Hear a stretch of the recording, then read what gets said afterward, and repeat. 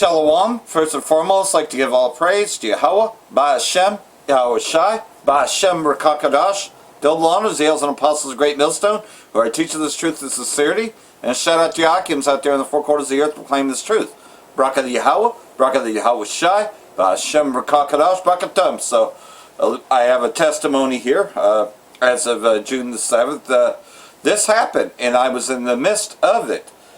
But the Most High made sure that we were safe. We were under evacuation advisory because I was visiting my German Shepherd, which my sister-in-law keeps, and I come and visit him 3 times a week. And I still have my multi-palm, who still needs an operation and still has a broken leg. But we survived this, you know. I was at Dog Park, which is just right around the corner from that as this fire was getting closer under the evacuation advisory. But Thawada that the fire didn't reach there, but we was prepared. You see, that's what's happening. You know, I can take this testimony right here and say, yeah, the fire is coming, you know, but the Most High is going to protect you in that day. If you're still doing the will of Yahweh, Yahweh Shai, yeah, that fire is going to come close to you. You know, you're going to go through some trials. You're going to go through some stuff, but the Most High still be with you. Even though it may be pretty scary, man, and your heart may be racing. Like, my heart has been racing quite a lot lately, especially with the broken leg, because anything can go wrong, you know. And, you know, she's, you know, doing everything she shouldn't be doing because she's a puppy. You know, she's running around, she's jumping, she's hopping, and everything else, you know, because... and... that's all happening at the same time. Yet, prophecy is speaking. Prophecy is popping off. You know, as another brother already live right now, you know, I'm going to get into this a little bit. And just the headlines that are happening. Yeah, the fragile ceasefire, right? But nonetheless, though, you know, just a quick testimony there that we survived this. I can show you what the fire looked like, because I definitely remember the smoke, so this is some of the images here on what it looked like. So as you can see right there, you know, we was in the midst of that, you know. And then there's another image here. I'll click that on. I mean these are distances anyways, but it was a lot more intense on that. If I do get pictures later, I might share it later, but the whole point though is that this happened. But you can see it was at 100% containment. But all this excitement, you could say that obviously it started at 12:30, which is when I was at Dog Park. And the evacuation advisory was almost all the way till a little after 2, and they took that off the table. So that's about a good hour and a half or so, you know. But hey, you know, the Most High, you know, Thawada for that, you know, that, you know, we wasn't caught in that. So that's a quick testimony that, you know, just continuing to do the will of Yahweh, Yahweh Shai. And so this brother is getting into it, you know, the usual GMS Kingdom Minded 144. He's got a lot of channels, but, you know, war updates, potential outbreaks, and more. And there's even more stuff going on in California, because Richard from Boston's going to get into that as well. They're doing testings. I mean, a lot of things are happening all at the same time.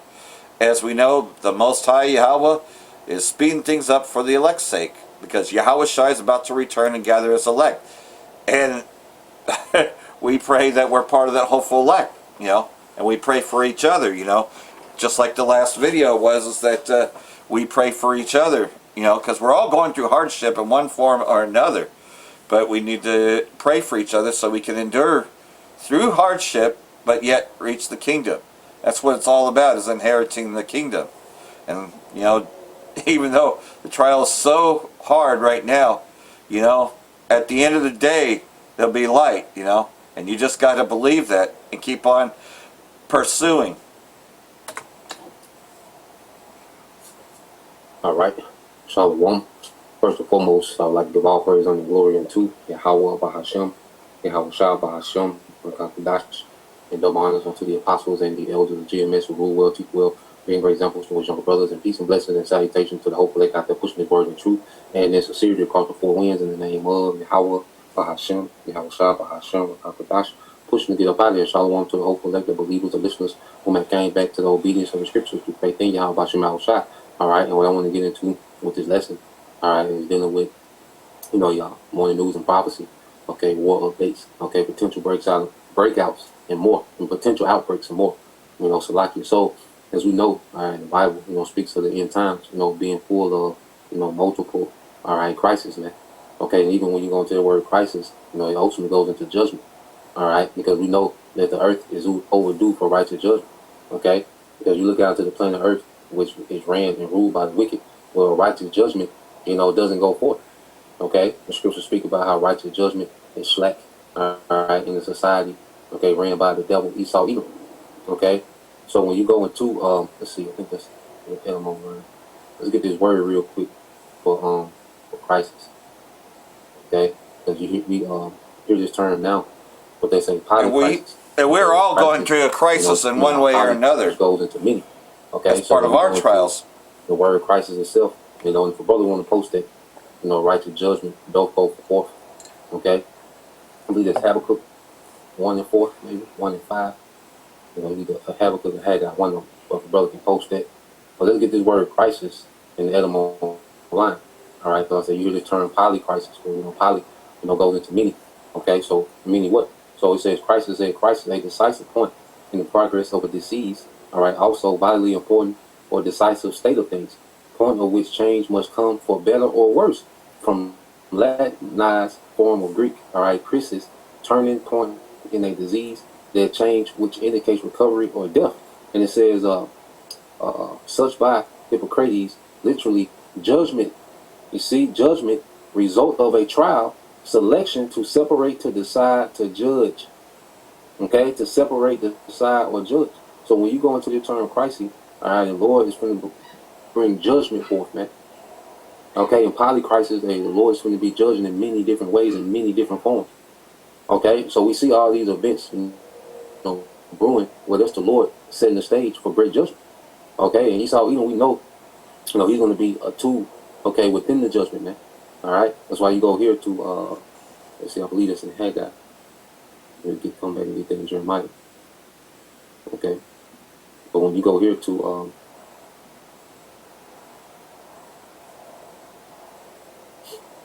I believe it's Haggai. Let's see, it's one or the other. Yep, it's Habakkuk 1:4.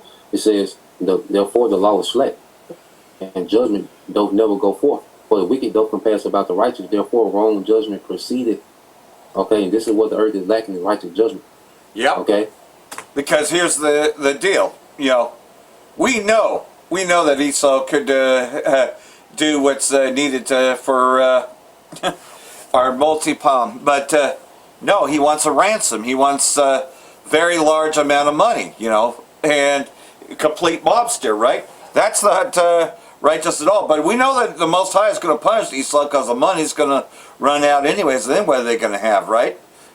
So, we know that, hey, I know that for a fact that that is what you call, it's more than blackmail. It's a ransom, and it's just, there's a certain word for it, but nonetheless, though, you know how Esau's wicked, man, and the whole fucking bullshit veterinarian slash health department, and they just, they want everything.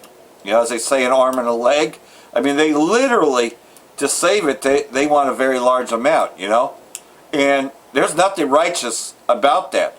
And I can't wait for Yahweh Shai to judge Esau for this, as I'm going through a trial and I can't do more than what I'm doing, and it's a very scary thing, knowing that, okay, my little puppy, that's just a little puppy, can be going through arthritis and everything else.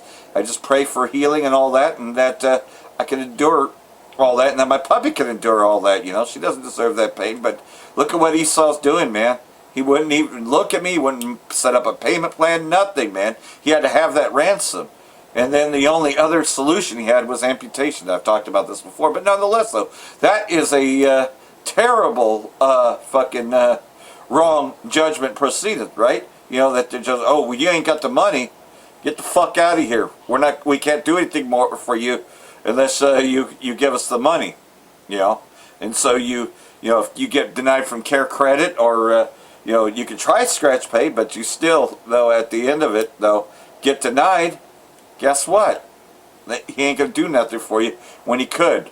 That is very much an unrighteous judgment. Continuing on, Salakia for a little rant, but that's just part of my trial that I'm going through right now. I know other brothers are going through similar trials. The earth is in dire need of righteous judgment to go forth. Yep. All right. Scripture say wickedness walk on every side when the vilest men are exalted, man. Psalms 12, 7 and 8. Okay? So we live in a situation where the vilest men, okay, the most wicked people on the earth are in the high positions. Okay? And they have lax laws when it comes to wickedness, man. Matter of fact, they protect wickedness, man. Yeah. Certain laws that protect wickedness, man, that embolden wickedness in this society, man. Like he can charge you any dollar amount he wants. Is judgment. Okay, and get away with it. A tool of judgment, a temporary tool of judgment before he's judged, man. Okay? So that's why when you go into the book of Jeremiah 28, okay? When you go to Jeremiah 28 and 8, it said, the prophet that have been before me and before thee of old prophesied both against many countries and against great kingdoms of war and of evil and of pestilence, man. Okay? So what we're doing is the same thing that our forefathers did, the prophets of old. Okay? The Lord will raise them up, all right, to speak against, great kingdoms about what was to come. Okay? So this is not the first time the Lord has used this method of raising up prophets, okay, to prophesy to an empire before it fell. Okay, this is just the latest. This is just his latest, okay, this is just the latest of him doing it. You see? This is just his most recent time doing it. So the Lord has raised up the prophets in these latter days to preach against, the kingdom of Esau. Okay? This Edomite empire that runs the earth. Okay? Was at the forefront of what? Babylon, America. Okay? Babylon the Great, which is America, man. You see? So now you see that the Lord is getting ready to judge, but before he judges, he raised up the prophets. And see, he has raised up so many prophets because the judgment is going to be great. And you look at, the things, war, of evil, evil, that just means bad times. So you can include a lot in it. Yep. Okay, there's a lot that can be inserted into this word evil. Okay, which just means bad times. Yep, and we're going through evil, bad times right now. There's constantly an uptick on these different pestilences, man. Now there's a lot of, these bugs, all right, which we'll get into. We know we had the ticks, okay, that was making people allergic to red meat. So now there's an attack on the cow directly. You have this thing called the screwworm. Okay, you have this Ebola talk. Okay, and all this is happening while you have the World Cup that's to happen in 3 days. Okay, this Thursday, you'll have all these soccer teams from all over the world, soccer fans from all over the world coming to all these major cities in America, man. Okay, so we'll see how this is going to play out, man. Okay, because we know, all right, how Esau Edom, how this nigga operate, man. Okay, he loves to create these narratives that he can run with. All right, so he can establish his agenda, and we know he has a major depopulation agenda on the books, man. Okay, but the Lord warned us, at these times. All right, and we understand Esau is just, like I say, a tool. Okay, judgment doesn't start and stop with Esau. No, he's just a tool within judgment. Everything starts and stops without power. Yahweh Shem Shah. Okay. 2 Ezra 16:37 said, "Behold, the plagues shall not and are not slept." You see, and we can see that everything is right here at the door. Okay, it's not going to take much, for the Lord to cause a certain thing to happen, and this thing go to the next phase, man. Okay, yep, the build-up is constant, man. It's been a constant build-up to these plagues, man, to major war, to pestilence, to civil unrest, Jacob's trouble, man. Okay, different diseases, man. Hey, everything has been building up, man. The atmosphere is set. People's immune system is trash, due to the food. A lot of people took the juice, so people's immune system was shot. Okay, the supply chain is fragile as hell. Chemtrails. Okay, and it's intentionally made like that to give this devil leverage, man. It makes it easy for him to sabotage, all right, to push his agenda, man, because he wants depopulation and he wants desperation, man. Okay, he wants these things going into this new world order to make the sea him look, all right, appealing. Okay, as a solution. So he needs, crisis. Okay, he needs chaos. He needs pandemonium. He needs these things, man. All right, but see, it's the Lord's will that these things are going to happen because the Lord, all right, is judging, man. And the judgment going to work his way to Esau. Okay? It said, verse 8, it says, as when a woman with child in the 9th month bringing forth her son, with 2 or 3 hours Of her birth, great pains compare some wound, which pains when the child coming forth, they slack not a moment. Okay, they slack not a moment. And see what we're going to see, as things continue to become more intense. Okay, and things going to become more continual. And I'm going to forward just a little bit to get into some of the headlines. Slovakia. We collaborate at all levels. So here we go, Expert level and Ebola. high level. We share information, and they're also investing. They're supporting financially, and I know they will increase their support. There is strong commitment at all levels, and I'm really glad to see that. So for the response, I think that's the most important part. With the rest of what they're doing, I think based on their risk assessment, they have, they can do whatever they think is right for them. So, I want to make sure that our listeners understand that this isn't the same Ebola that we've seen before. There are multiple strains of Ebola, and most people are familiar with the Zaire strain, and that's the one that drove the catastrophic 2015 to 2016 West African outbreak. And for that strain, we have an approved vaccine, RVSV. There we go. The brand name is Ervivo, and it has been a critical tool in outbreak control. But this outbreak is called by Bandiboyo strain, and there is no approved vaccine for that strain. There you go. Another one, with no juice. Okay, a strain that doesn't have a juice. You see, the hantavirus, it doesn't have, a juice for so-called, containment. Okay, so all these pestilence, that has been popping up, and don't have, a juice, all right, to combat the so-called, which we know, okay, these new, all right, juices that they're coming up with, man. Okay, it's not your typical. Okay, they're all engineered. Okay, this one is different. Okay, so this gives them more, excuse to introduce, all right, these new juices, okay, to the masses, which is another form of depopulation, and also prepping you for, all right, the device, because there's a lot of things, that they're putting in their juice that makes you compatible, all right, with technology, man. Okay, if you don't unalive you, it's making you compatible, okay, with this technology. You see? Yeah.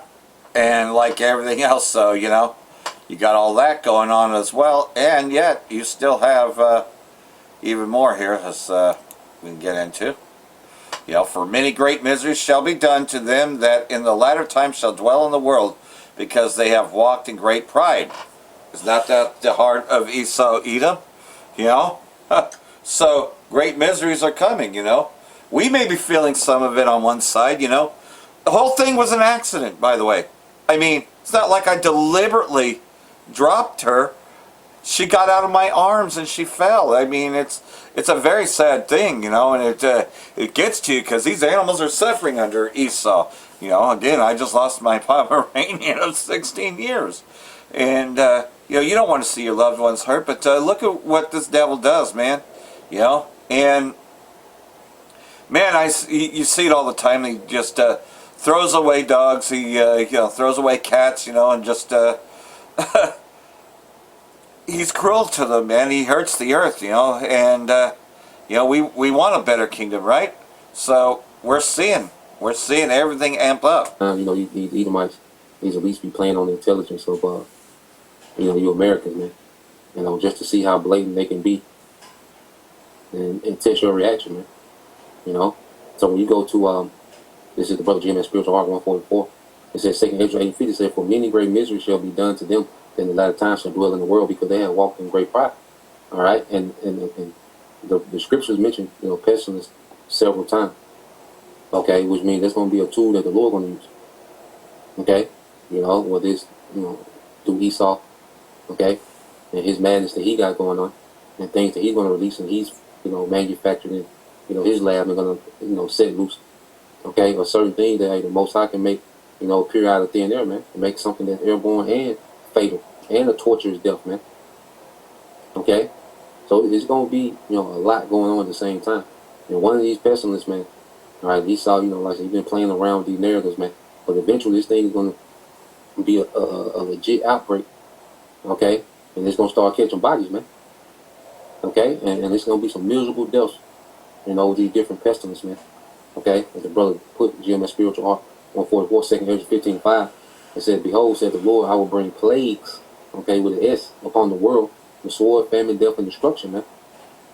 You know, so the Lord constantly mentioned, these plagues and pestilence, okay, times of misery, okay. So the Lord is constantly mentioning these things, man, because the Lord, all right, He's going to use these things as tools of judgment, man. Okay, these things are tools of judgment. I believe that's in Sirach 39. If a brother want to post it, like 39 and is it 30? Maybe. I'm gonna play this and I look for it. Okay, but let's play this. This is something new on the scene. Has been making welcome back to Live Now from Fox. I'm your host, Anna Marsick. An insect has been making headlines this week. This insect lays its eggs and it hatches larvae that feed on flesh. Take a look at this expo coming from Bloomberg. Screwworm was eradicated from Texas in the 1970s, but this week it returned. For the first time in nearly 60 years, a devastating agricultural insect has entered the United States. The USDA has confirmed the first domestic case of this flesh-eating New World screwworm in a South Texas calf, which has triggered an emergency 12-mile quarantine zone in that Texas county. And this is putting the state's $15 billion cattle industry on high alert. So joining us to break down what exactly the screwworm is and its threat to livestock health is Dr. Sonia Swigger. She is a veterinary entomologist with Texas A&M veterinarians. The worst of them all. Happy to be here. So first of all, let's just break down what exactly this New World screwworm is and the threat that it poses to livestock. Well, when you have corporate-run veterinarians like VCA. Blowfly, and it lays eggs on wounds of animals or any type of opening or orifice that it has access to, and then those larvae will hatch off and start eating on the flesh of that animal. And when it eats this flesh, I mean, like, does it just eat away at the whole animal? Well, I mean, since it's fly larvae, it is a little tough for them to eat and consume an entire animal, but they will feed on it and make wounds very grotesque in a sense. And what really ends up happening is the animal doesn't survive these infestations. So the animal will pass before full consumption by the larva, but the impact is severe while they're there and while they're feeding. So on your screen right now is a video, a picture of this screwworm, and we noted that it's a fly, but it's called a screwworm. Why is that? Yeah, that was a term that was given to it back in the, probably 50s, 60s. I'm not 100% sure when they started calling it that, but it's because of the appearance of this maggot, so to speak, right? So it has these unique striations, which are actually spines that circulate the body, and then the way it feeds with the mouth hooks down, they kind of have a screw-like appearance and pattern by the way they're feeding in the flesh. So we know this first case was just recently confirmed in Texas. How did this screwworm come from Central America into the United States? Yeah, unfortunately, it began moving out of South America through Central America and up into Mexico a couple years ago, right? We've been watching it since 2022 or 2023. But most of that movement is due to moving of animals that were infested with these larvae. And when you move those animals without treating them ahead of time, it can lead to further infestations in other areas. What do we currently know about the scope of this South Texas infestation, and what exactly are veterinarians there looking for inside the quarantine zone? Yeah, I'm not there on the ground with the folks because I do work for A&M and we're more educational on our side, but the agencies in charge, which is Texas Animal Health Commission, are implementing what was put into the playbook by USDA APHIS. So there's partnership between both of those agencies, and they're currently conducting quarantines and restrictions and animal inspections, which is the surveillance part of it, in addition to searching and looking for adult flies as well outside that quarantine zone, and also releasing those sterile flies to hopefully eradicate very quickly back out of Texas. And releasing those sterile flies is essentially how screwworm is treated, right? What's the science behind that? Yeah, it's a really cool story because it started so long ago, but previous entomologists, way before my time, Dr. Nibbling, Dr. Bushland, developed this procedure in which we sterilize the males, in a sense, with a radiation, and then when we release them, they mate with the wild females, and it prevents them from being able to lay fertile eggs. So they basically lay unfertilized eggs, and that approach leads to the decrease of the future generations of those flies that we would have from them. It's a goddamn shame, man. The way this nigga run the earth, this is a goddamn shame. To where you gotta sterilize flies, release them into the wild, because of his, because of his wickedness, man. The earth is just out of whack, man. That's why America just has to be completely eradicated. And I'm all for that. That we all should be all for that, right? Because this shouldn't be allowed to go on. But here's some of the things that's happening with the economy. On the cattle ranchers. Okay, so this man is it's still on the famine, but we'll play some of this. Okay, because this man has a major depopulation agenda, man. Okay, so let's go from Then you got a famine going on with the shortages, right? Let's get this in. Fertilizer shortage. Mr. Brother Najee, MS all in 144. It says, fire and hail and famine and death, all these were created for vengeance. All right. So the Lord has everything to his disposal when it comes to vengeance and fire. You know, as we know, all right, this nuclear destruction is going to be the climax of the Lord's vengeance. Okay, especially here in America, man. You see, but famine is a part of the Lord's vengeance as well. You see, this is the Lord's get back. The scriptures say, miserable are the cities that received thy sons. Okay, and see, you people in America have no idea, all right, that the higher power is pissed at you Americans, man. All right, the Lord is pissed at your elites. Okay, and the citizens of Babylon, man. Okay, and all these things are finna start going forth as vengeance, man. You see, we're finna see our power, you know, really get active in judgment, man. Okay, this is verse 30, sorry, 39 and 30 said, teeth of wild beasts and scorpions, serpents, and the sword, punishing the wicked to destruction. So we have to remember these pestilence, all right, these plagues, okay, the civil unrest, all right, leading all the way up to the nuclear destruction. This is for the wicked, man. 2/3 of our people, you know, you Edomites, you heathens in America, man. Okay, you elites. Okay, these are what all these things are conjured up, all right, for the punishing of the wicked to destruction, man. Okay, I said the teeth of wild beasts. It's going to be a whole other element, man. Okay? The Lord going to have some things happening, and it's going to just be compounded. Okay? One on top of another. Everything just going to be getting more and more amplified and intense. Okay? Because it's the judgment of the Lord getting ready to settle in the earth, man. Okay?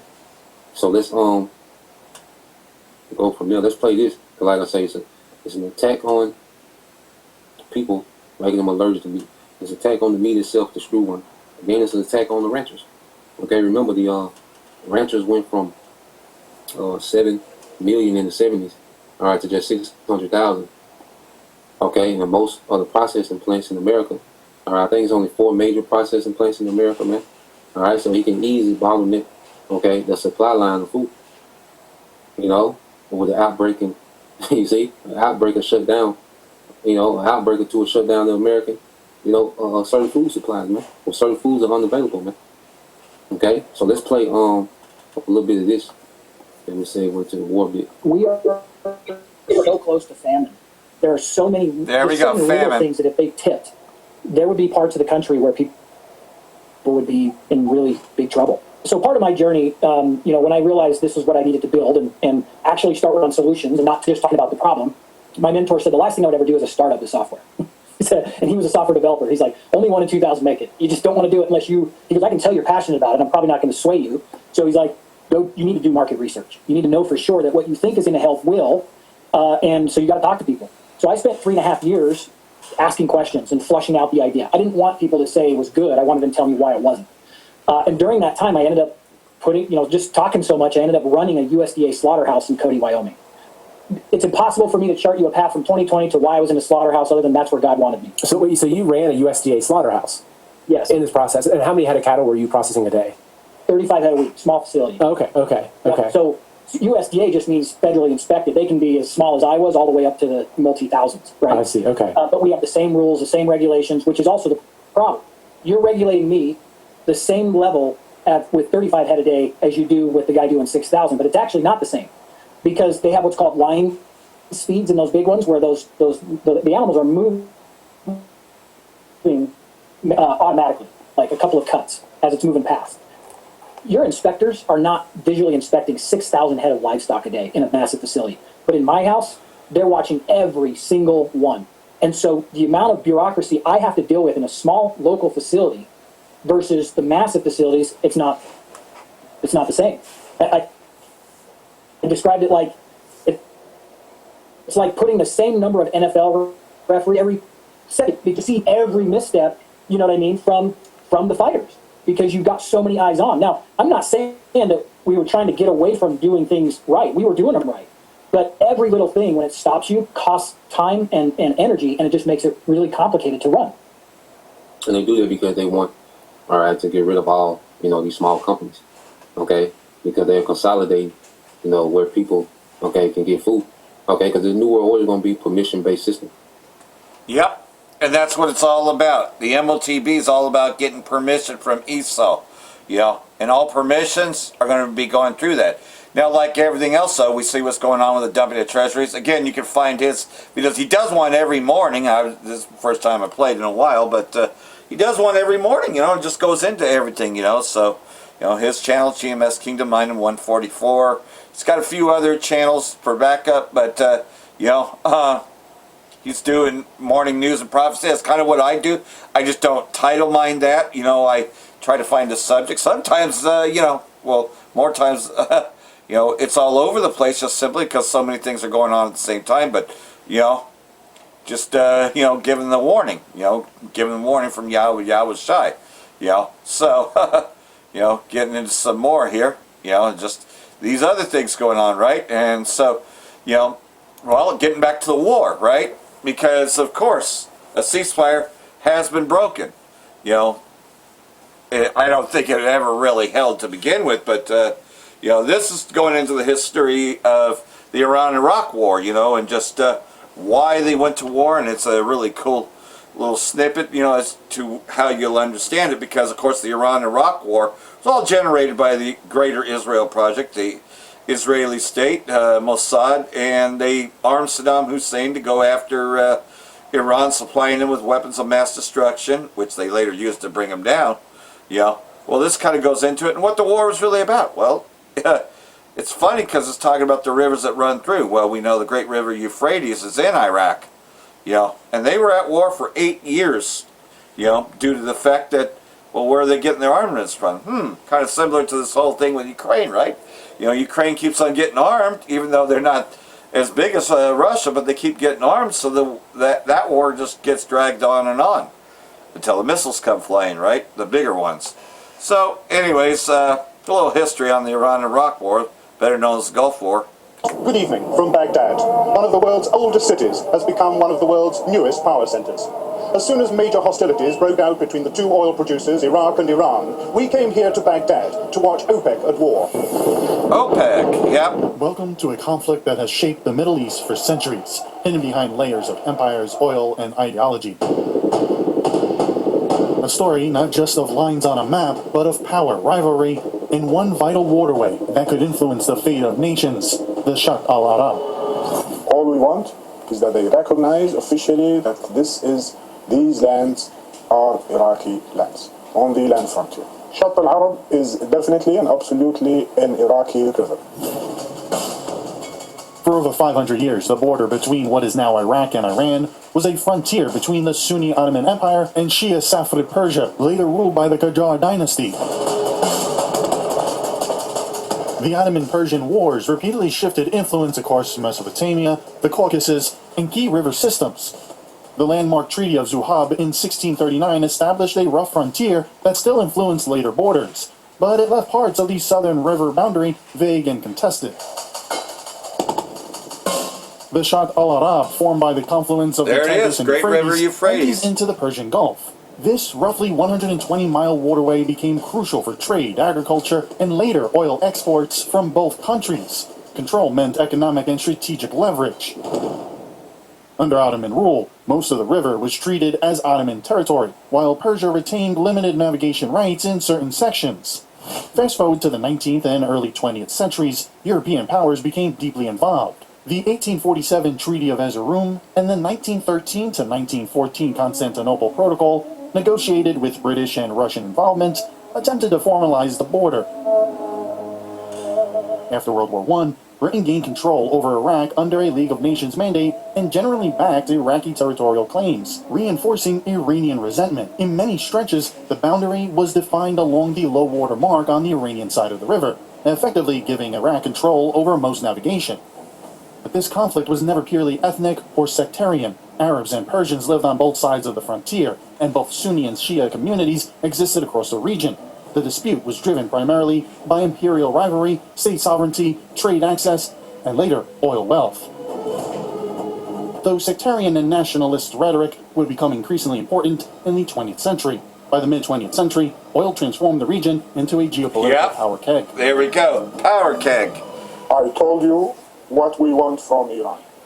If they are ready to guarantee these points which I mentioned, we have no claim or no ambition in any Iranian territory at all. After Iraq formally gained independence in 1932, tensions with Iran continued. In 1937, the two countries signed a treaty that largely favored Iraq's position in the Shatt al-Arab. Iraq retained sovereignty over most of the waterway, while Iran accepted limited control near the Iranian port city of Abadan. Iranian leaders later viewed the treaty as unequal and heavily shaped by British influence. Tensions escalated during the 1960s and 1970s under the Shah of Iran and Iraq's Ba'athist government. In 1969, Iran effectively repudiated the 1937 treaty, arguing that international norms favored using the Thalwag, the deepest navigable channel, as the proper river boundary. Border clashes increased.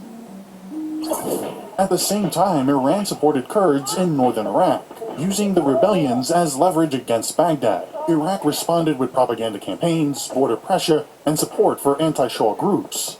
The major turning point came in 1975, with Iraq struggling against the Kurdish insurgency and seeking stability. The Algerian president at the time brokered the Algiers Agreement between Saddam Hussein, then Iraq's vice president, and the Iranian Shah. In a major concession, Iraq accepted the Thalwag principle for the Shatt al-Arab, giving Iran equal navigation rights along much of the waterway. In exchange, Iran agreed to end military support for Iraqi Kurdish rebels, which quickly led to the collapse of the Kurdish uprising.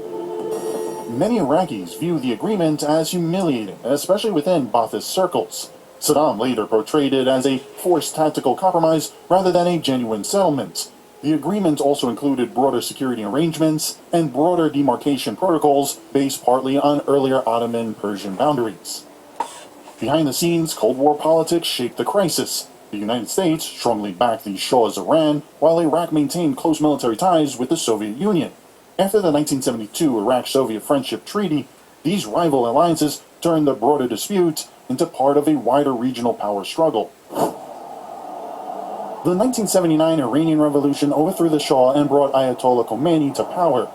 If you ask me what is So here we go. doing, I think This is where it gets even more interesting. this regime is leading Iran to a catastrophe.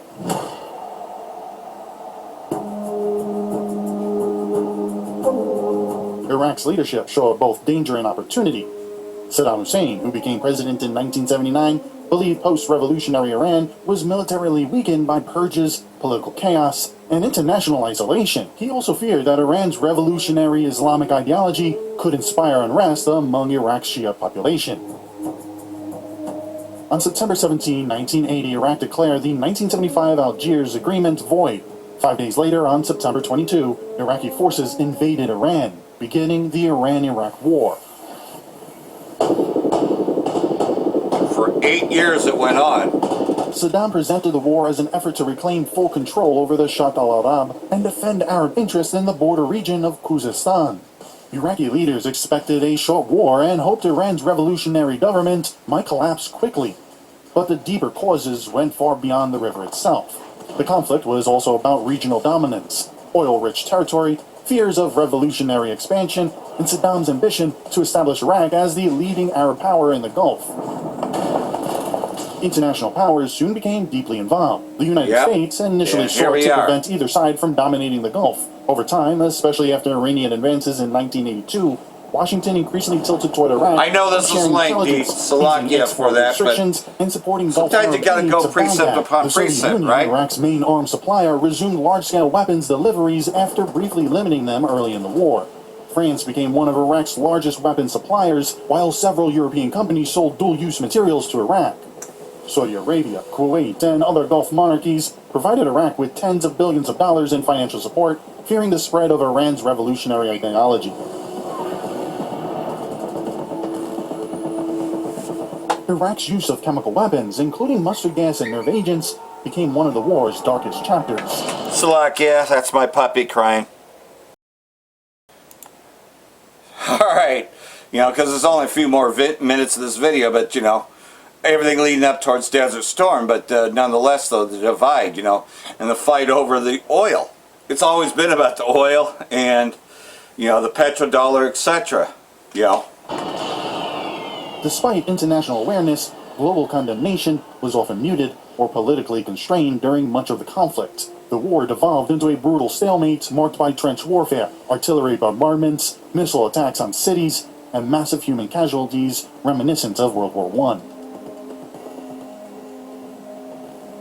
All we are saying is that they should recognize our legal frontiers. That the lands which are Iraqi lands should go back to Iraq. If they would like to establish peace, we are ready. If not, they bear the consequences.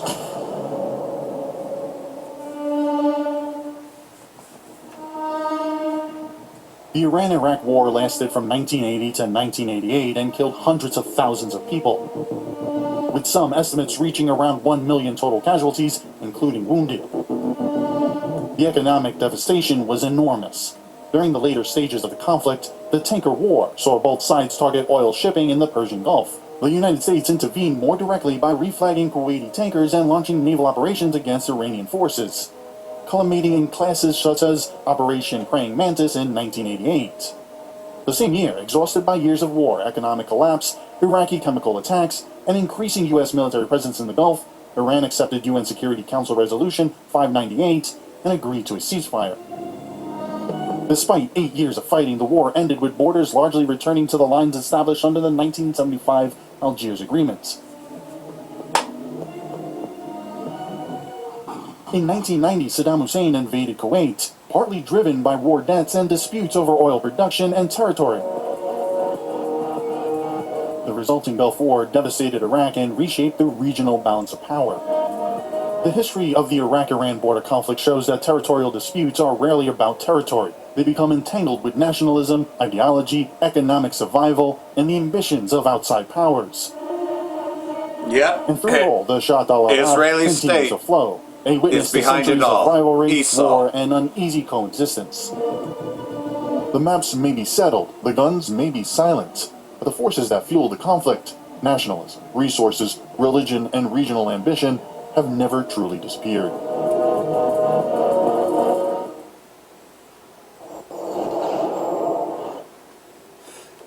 Give me a second here.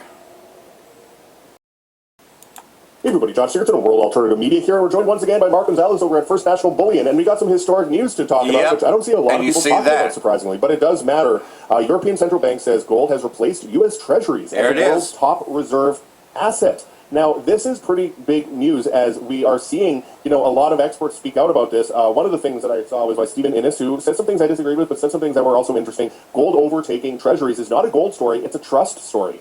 The ECB did not create a new narrative. It validated a trend that reserve managers have been acting on for years. He says gold's recent weakness looks more like a weak hands to strong hands transfer than a breakdown of the reserve diversification theme. Now, one of the things that really stands out here, before people tune out and go, oh, this is boring, this is important, because this is a major telltale sign of what's happening with central banks worldwide as a share of gold in total official foreign reserves, comprising both foreign exchange and gold holdings, had increased to 27% at the end of 2025, moving ahead of U.S. Treasuries at 22%. So that is absolutely historic. As Japanese investors sell more U.S. Treasuries for years, a lot of this has to do with the Strait of Hormuz. We're seeing the move forward. I think it's been scripted for a long time. But Nick on X says, this has never happened before in the modern era. Central banks now hold more gold than U.S. Treasuries as reserve assets. 27% gold of global reserves. U.S. Treasuries, 22%. When Washington froze Russia's dollar reserves in 2022, central banks around the world started moving systematically into gold.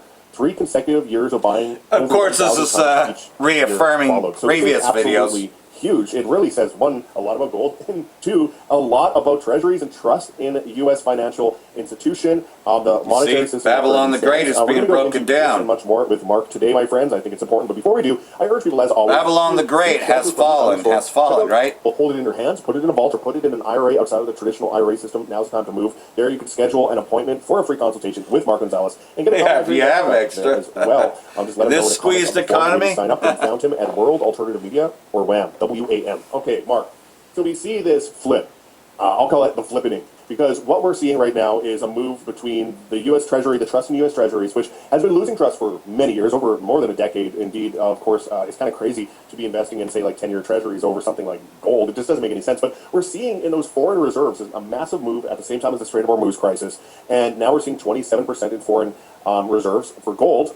and of course only 22% for in the same reserves for U.S. Treasuries. What do you think about this move? What do you think it says about both gold and the trust in the U.S. Treasury system?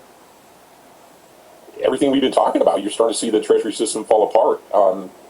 Countries aren't buying gold because they're just looking for something to buy. They're buying it because, one, it's actual money. It's the backstop of everything. And when you're going into what you know is in front of you, a world financial reprice of how we choose to accept or transmit value, you need to have this backstop with you. What accelerated the gold purchasing of nations is, in fact, what we did to Russia. If you can sanction a country and keep them kind of locked out of a global financial structure, you're going to create a resolute effort to find a way to circumvent that, and gold is actually going to do that. That is why the IMF has teamed up with China as far as Project Enbridge to get the rails of the unit, or the digital payment system, which is 40% backed by gold.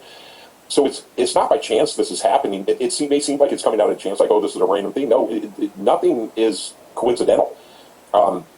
This is allowed to move forward. And an interesting thing about I mentioned this before with Project Enbridge and the unit, you can participate in that system even if you're not part of the BRICS nations. You just need to have your gold in your country's vault. It has to be within your borders, and that gives a true testament to metal, because gold and silver is the only financial asset, the only money that you can hold in your possession that at no other time is anybody else's counterparty risk. You don't have someone playing the opposite side of that trade that's going to squeeze or lock you out. Example, if you can trade ETFs, if they don't have the money to pay you out, let's say it's a leveraged ETF, they're going to reverse split you.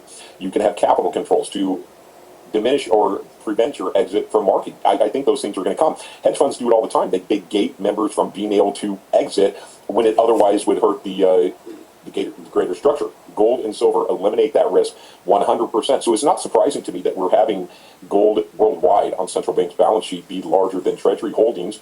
Some of this is due to price move. Your house goes up, it's going to be a greater percentage of your portfolio. If the price drops, it's going to be less. But the trend is strictly in line with that. And to see Japan dumping treasuries, well, do I need to tell you the writing's on the wall? And by the way, well, we know Japan is a huge ally of the U.S., and they've been dumping treasuries for many years, but they're continuing to hit records with this. And I have to say, this is happening. First of all, this is very indicative, I should say, if I'm making up new words here, indicative of where things are going, where people are putting more trust back in gold, which is a historic measure of money, which people have used for millennia, versus a funny money debt-based system that no one really trusts anymore, and more people are waking up to. The new head of the Federal Reserve, Kevin Warsh, coming in, that won't change. All done on purpose. They're pushing for digital. Now, at the same time, we have multiple countries around the world trying to repatriate their gold from the U.S. Germany has been doing it for years, but Macron has been pushing for this recently, which echoes a lot of historical events that happened in the past with France repatriating their gold. It's the whole reason Nixon moved off the gold standard from fiat system, because they couldn't pay back their debts and pay back the gold that they said they owned. He that layeth himself up with Mark, thick we didn't talk clay. about this before the video, but I know you can go on this because it's very interesting. News came out in the last week of President Trump saying that he is considering auditing Fort Knox for the gold.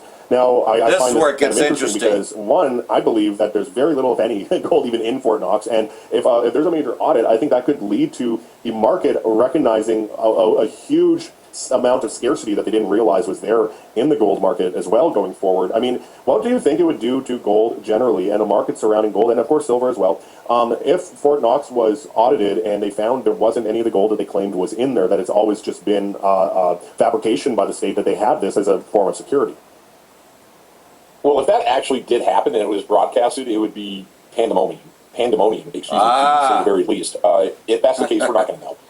Why would they tell us? Yeah. Government investigating itself, that's always working out. That worked out great for 9/11. It never happens. It's smoke and mirrors. And I personally think that the gold we claim to have in Fort Knox is actually there. If you go back and you look at, or you go and look at, see kind of what is held, most of the stuff in Fort Knox is the melting down of the reclaimed non-confiscated precious metals back in 33, right? They melt that stuff down, they turn it into bars, but either the fineness or the weight is off, so it's not an international debt settling instrument, right? It's just value.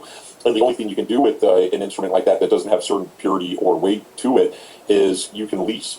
So I think the metal's there. It's just how many titles were against it. Now, it brings up an interesting thing, you mentioning that, because we talked about this back in May and April of last year, a year ago, actually. My God, it's been that long.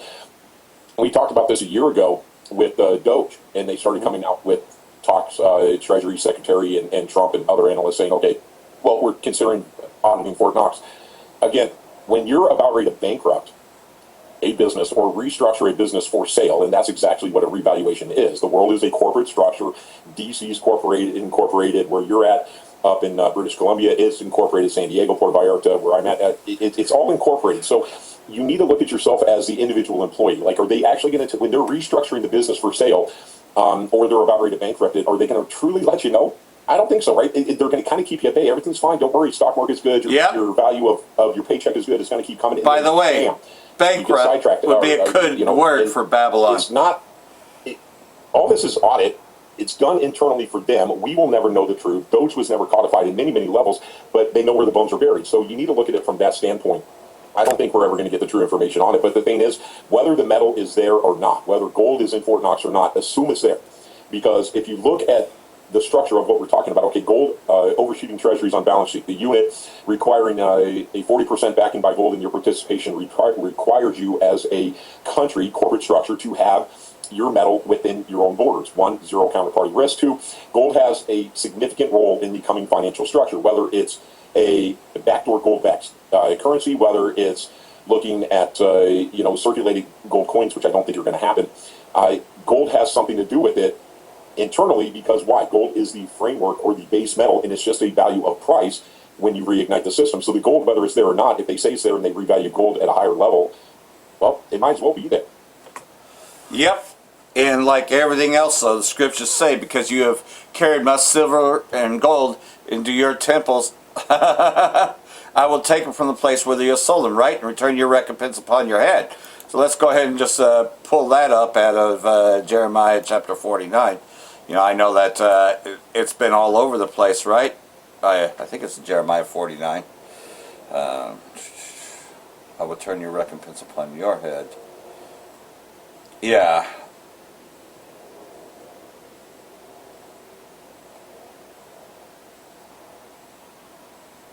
Well, there is some things here, but we'll just get to this. For thus saith the Lord Yahweh, behold, those whose judgment was not to drink of the cup have assuredly drunken. And this is verse 12. And art thou he shall altogether go unpunished? Thou shalt not go unpunished, but thou shalt surely drink of it. Right? Because Babylon the Great will eventually come to a full desolation, and it owes the world money.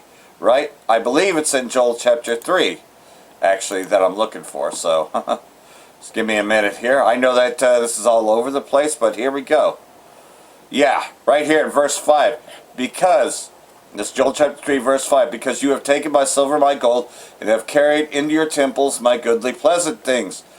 You have stolen it, and you have, also sold us into slavery. The children also of Judah and the children of Jerusalem have you sold unto the Grecians, that you might remove them far from the border. And that's what happened during the transatlantic slave trade especially. Behold, I will raise them out of the place whither you have sold and return your recompense upon your head. So he's recompensing Esau for everything he's done. And ultimately, that main recompense is going to be the nuclear destruction coming. Trump says U.S. troops will remain in Middle East until Iran deal signed. So like everything else, though, they're still giving you an illusion that there's going to be some sort of side agreement. And giving you the illusion of that, because they got to play with that a little bit to continue to manipulate the markets. U.S. has at least 50,000 troops in the Middle East. D.C. maintains a network of bases in the region of multiple countries. Trump deployed additional forces, including the members of the 82nd Airborne, 3 aircraft carrier strike groups, and additional air defense systems. Trump claims he did not consider the U.S. soldiers to be in danger. However, 13 Americans were killed. They only tell you 13. We know that's a lot more. But nonetheless, though, and hundreds injured during the war. Iranian missiles and drones pummeled U.S. bases at the region. The past week, Tehran has targeted the U.S. base in Kuwait multiple times in retaliatory strikes.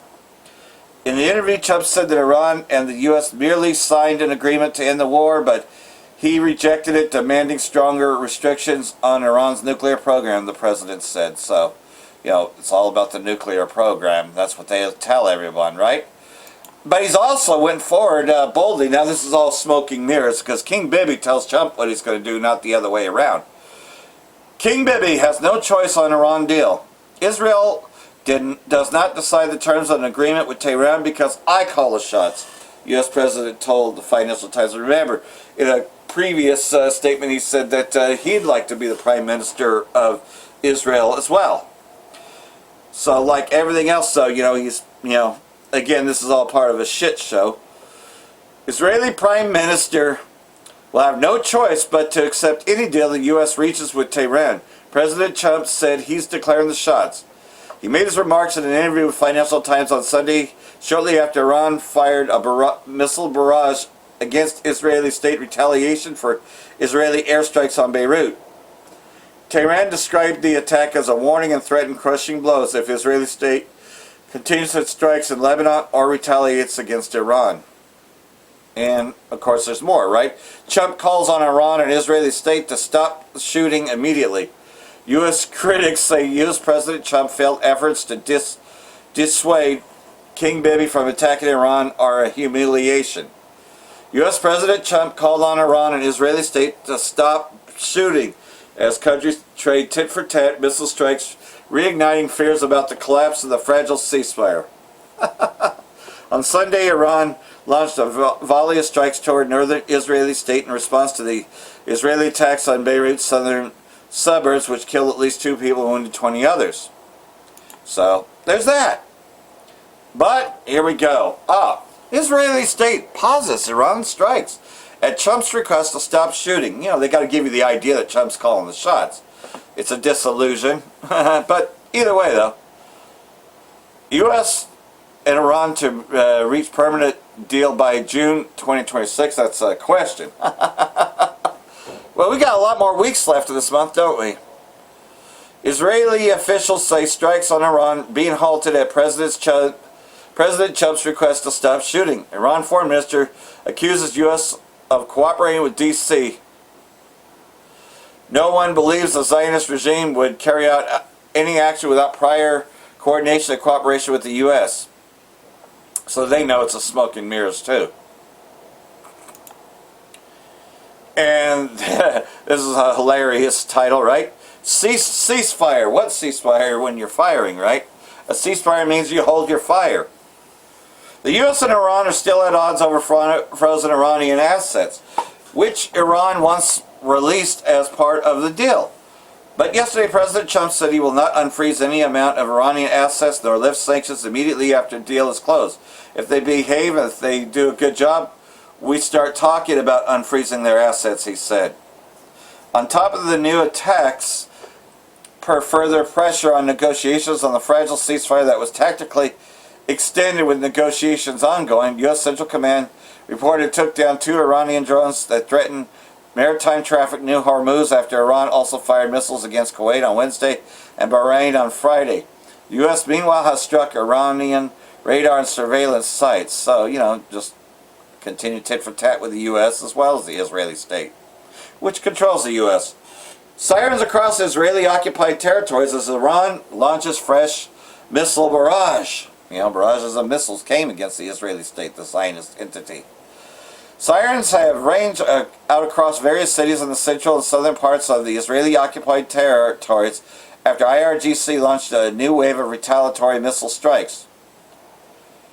Israeli media reported that air raid sirens sounded in Tel Aviv and at 187 locations across the Israeli-occupied territories on Monday after Iran launched a new wave of missile strikes. According to population estimates, 5.75 million Israeli terrorists will be required to enter shelters as a result of the Iranian missile barrage. So, like everything else though, they've been going tit for tat, while giving you the idea that there may still be a ceasefire. It's hilarious. Iran ends attacks. And the reason I say it's hilarious is because we already know what the scriptures say. We know that this war is inevitable. Iran ends attacks on Israeli state, warns a crushing response if Lebanon strikes continue. So they have to literally stop bombing because now Iran is officially involved. Following aggression of the evil and brutal Zionist regime in southern Lebanon and Daraa region, which took place with the support of the criminal America, powerful armed forces of the Islamic Republic gave a painful response to the regime in order to support the oppressed people of Lebanon. Kahada al-Central headquarters said in a statement carried out by the semi-official news agency Tasham. Israeli state and supporters should have learned lessons from Tehran's response, the military added. On the basis the cessation of armed forces operations is announced. IRGC hits Haifa industrial sites after Mahasha petrochemical plant attack. So they're still, in these things, they're still attacking chemical facilities. IRGC targeted industrial sites deep inside the Israeli-occupied territories with a barrage of ballistic missiles in direct retaliation for Tel Aviv's regime strikes on Iran's petrochemical industry. So it warned that strikes on Iran's civilian infrastructure and energy facilities would expand the scope of retaliation, which will include all energy targets in the region. Iran blames the U.S. for Israeli ceasefire breaches as Trump tells both sides to stop shooting. So of course they know who's responsible. The U.S. president earlier said both sides had their fun and should stop after Tehran fired missiles against Israeli state in response to Sunday's strikes on Lebanon. The Israeli occupation came despite U.S. President Trump reportedly urging King Bibi not to escalate further. Trump told Axios the strikes on Beirut had not been coordinated with D.C. Oh yeah, like they didn't know about it. And so he says that they must stop shooting, right? Got a few more here. Because this is where it's getting interesting, because Gomer, which is Turkey, well, there's been a statement about who's going to run Jerusalem, and this is very interesting. Israeli Quds lashes out after Turkish minister says he prayed to govern Jerusalem. Okay, so he did make a statement on that.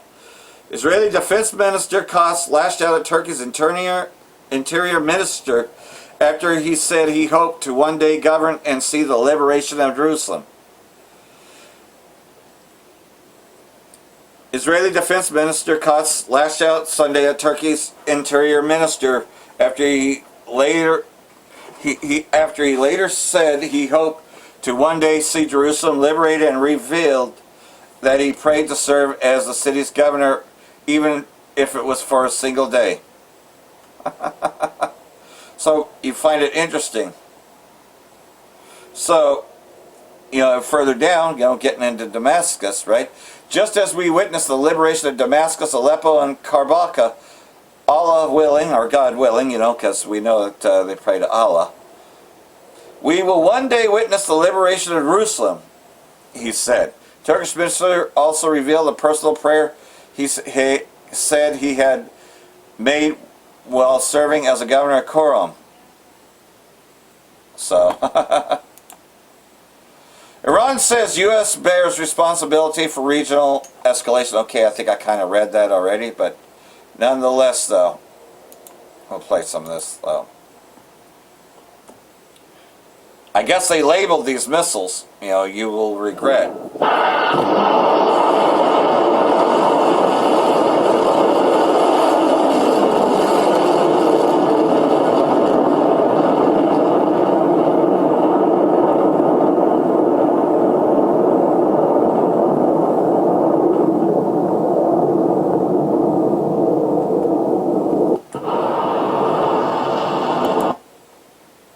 So, like everything else, though, as you can see, though, things have fired up while pretending to come to a longer ceasefire. Houthis declare total ban against Israeli ships as dual choke point crisis stokes supply chain nightmare. So, looks like that's also cut off. Brent crude futures jumped as much as 5% to $97.83 a barrel, while WTI traded around 95 a barrel, as renewed Iran-Israeli fighting threatened to unravel a fragile U.S.-Iran ceasefire and further disrupt energy flows.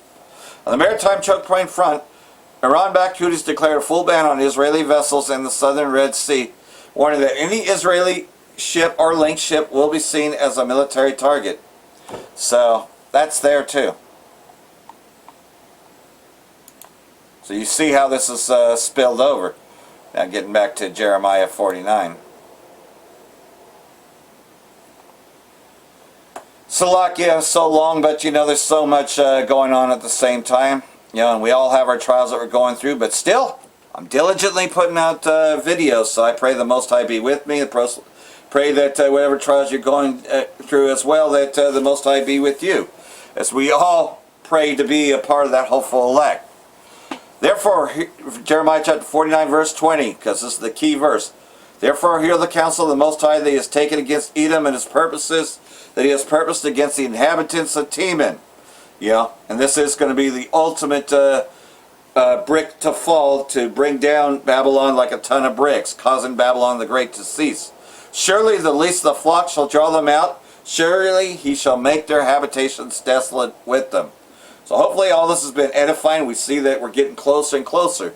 But you know that through all these other things, that they're going to usher in the digital dollar, which eventually have to be identified, having the identification device, better known as an implantable device, a tracking device to be inserted in. And we know what that is, the MOTB. Has to be mandated before this thing goes nuclear. That's not much time for now. You can see where everything's in it, you know, where everything is. Then I would say Bracha the Yahweh, Bracha the Yahweh Shai, Ba'ashem Rakakadash, Wa Abba Babal. Brakatam, Jehovah elect, Shalom.